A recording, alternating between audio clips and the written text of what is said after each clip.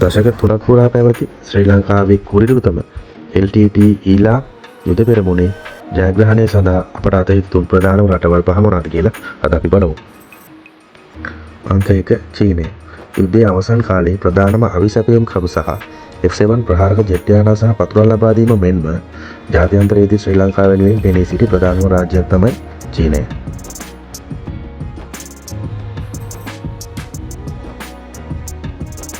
අංක 2 පාකිස්තානය.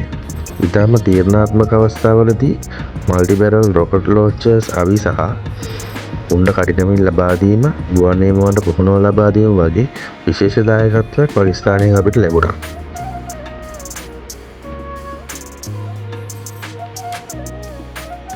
අංක 3 ඉන්දියාව.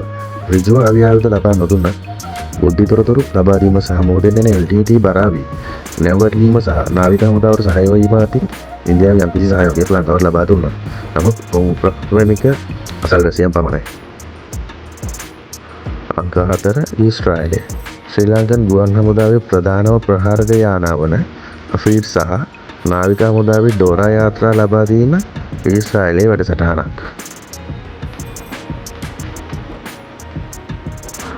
අංක 5 රුසියාව. Mi-24 ප්‍රහාරක හෙලිකොප්ටර් සහ යුද ටැංකි ලබා දීම මගින්ද එක්සත් ජාතීන්ගේ සංවිධානයේ ශ්‍රී ලංකාවට පක්ෂව නිෂේධ බලය පාවිච්චි කරපු ප්‍රධානම රටක් තමයි රුසියාව.